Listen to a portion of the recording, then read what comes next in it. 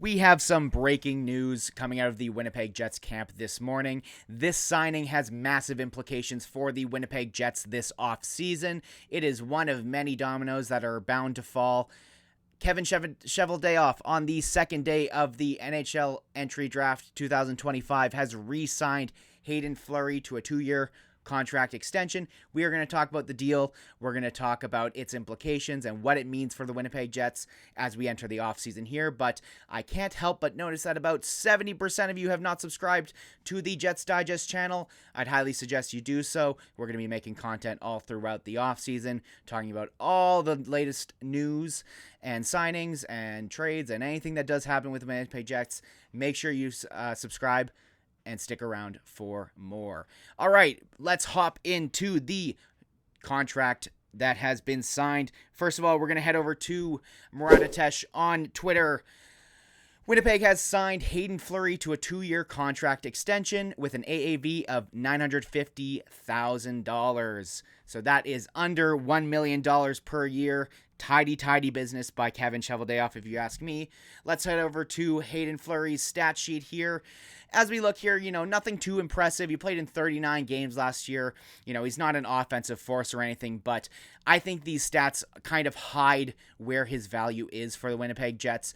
If we look back at the playoffs last year, we obviously remember the incredible Manitoba Miracle when Winnipeg came back to beat the St. Louis Blues, tying the game with 3 seconds left. Cole Perfetti, an incredible moment. I was lucky enough to be there in the crowd. I'll never forget it the rest of my life. I'm sure I'll tell my children about it. But one key thing about that game, what people need to remember is that Josh Morrissey got hurt in the middle of that game.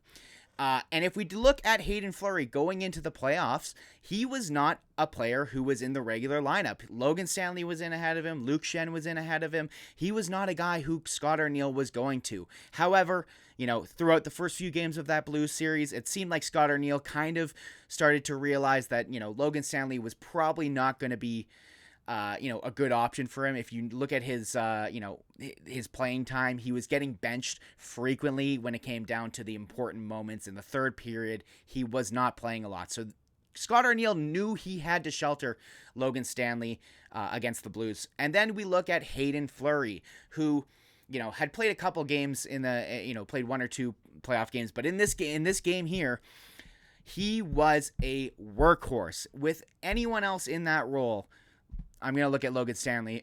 You'll learn that I'm not a huge Stanley fan. Logan Stanley would not have been able to play as steadily as Hayden Fleury did. And, Hayden Fleury was a guy that the Jets needed to lean on. That game would not have gotten to overtime and would not have been won by the Winnipeg Jets if it weren't for players like Neil Pionk, Dylan Samberg, and, of course, Hayden Fleury after Josh Morrissey gets injured. But, moving on, I've already mentioned, Dylan Samberg, and when we talk about the implications of this contract, the first thing I can think of here is that, Dylan Samberg, a guy who, is due for a bit of a pay upgrade this year. He's an RFA, and as we all know, RFA contracts, negotiations can take a little bit longer than you'd hope. Sometimes they go into training camp. Sometimes they even go into the middle of the season. And I'll be honest with you, Dylan Samberg proved his worth to the Winnipeg Jets. He showed that he is easily a top 4 D-man. He is a workhorse, someone who can be relied on for, PK time. Maybe if there's an injury, can pop in on the power play if you absolutely need, but he showed his worth to the Winnipeg Jets, and he is definitely due for an upgrade here. And first of all, getting Fleury signed, a guy who can come in and out of the lineup when you need him for, less than $1 million for 2 years, like that is a guy who can be on your third pair. You can put him in the press box, and you can call upon him when needed. And like I said before, Scott Arniel knows that he can rely on this guy. If Josh Morrissey, if Dylan DeMello, if Neil Pionk gets hurt, they know that they have a guy who is definitely usable, not someone who they need to shelter. And if you look at the Winnipeg Jets depth chart, which is our next thing that we're going to talk about, there is a huge backlog on the defense. And going back to those playoffs, I think we can all agree here that Scott Arniel has Hayden Fleury above Logan Stanley. He might even have him above Luke Schenn. Obviously, they are different hands, so it's they're on different sides. He's ahead of Ville Heinola. So as far as implications go, this could be just, again, another sign that we are likely probably going to see somebody moved out from the Winnipeg Jets. If we go back to, talking about the backlog right now, like, let's just bring up their cap here. They've already got, 8 defensemen on the books for next year. And that's not even counting Dylan Samberg, who has to be re-signed. So looking at this, you've got 4 left-handed defensemen, you've got 4 right-handed defensemen, you've got guys like Ville Heinola, who, has always been a maybe this year. At this point, we're probably not going to get what we expected out of him initially when we first drafted him. Logan Stanley is what now, 26, 27 years old? Maybe even 28. I think he's 27. And, is a guy who has already been surpassed by Hayden Fleury. And, not that this matters once you're, 10 years into your career or so. But Hayden Fleury was a guy who was drafted, in the first round. He was drafted in the top 10. So this is a guy who's got a high pedigree, clearly is a reliable guy, and in my opinion, has clearly surpassed most of the other players in this depth chart. I would say he's ahead of Schenn, he's ahead of Stanley, he's ahead of Heinola, and, there's other players too we're going to have to talk about. But before we get there, we even have coming out of, from Andy Strickland, he even came out and mentioned that he thinks that he could see the Jets moving Luke Schenn and that it wasn't a great fit for him in the playoffs. And, I would have to completely agree. He looked slow as bones. He looked his age and just did not seem like a guy who was going to be all that useful for the Winnipeg Jets.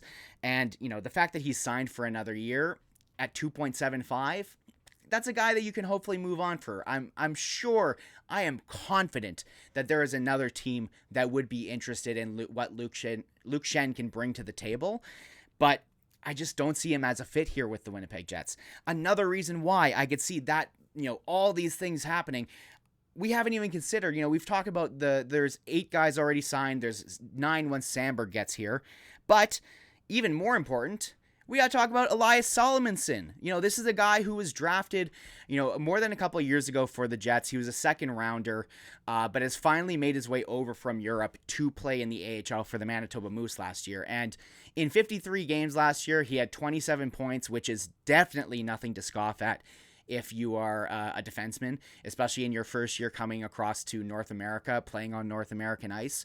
I would imagine that Elias Salomonson is going to be challenging for, a spot on this roster. And you look at the right, he's a right-handed defenseman, you look at the right side, you see, DeMello, Pionk, Schenn, Miller. There are tons of guys ahead of him, so somebody has to move. And all I can say is that nothing has made that more clear than the signing of Hayden Fleury. And, as far as the contract goes, like I said, $1 million a year twice for 2 years. Super happy with that. Again, dependable, usable guy. But, above all else, us in Winnipeg, we always have difficulties bringing guys in. No one wants to play in Winnipeg, as everyone knows. But, after coming here and playing here last year, this is what Elias Solomon had to say. He said, let's bring it up here. There we go. Sorry.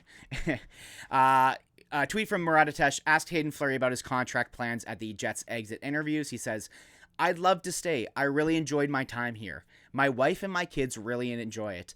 And being able to play in a city where hockey matters for me is huge." So clearly he loves the community. He loves being in Winnipeg. It just another reason why I just love this deal for the Winnipeg Jets. And even further to that, he went on to say, and just to be able to show my kids how much a sport can do for a community is something that I'm really proud of that I got to show my son this year. So, for me personally, you can't get too crazy over, a depth defenseman signing. But for me, this signals so much more is about to happen for the Winnipeg Jets. They still have about, $23.5 million available to their cap, but they still have, Dylan Samberg to re-sign. They still have Gabe Vilardi. They still have potential bonuses to pay out to Taves. They still have, to try and get Nikolai Ehlers to sign again, and potentially someone else to replace him, seeing as, it's probably unlikely that Ehlers is coming back. But regardless, there's still going to be a ton of things to talk about this year and this offseason. Many, many things many dominoes to still fall for the Winnipeg Jets. Again, I'd really appreciate it if you threw us a like on this video. We're going to be talking about this stuff as the offseason rolls on, and I can't wait to see you guys for the next bit of news. Have a good one.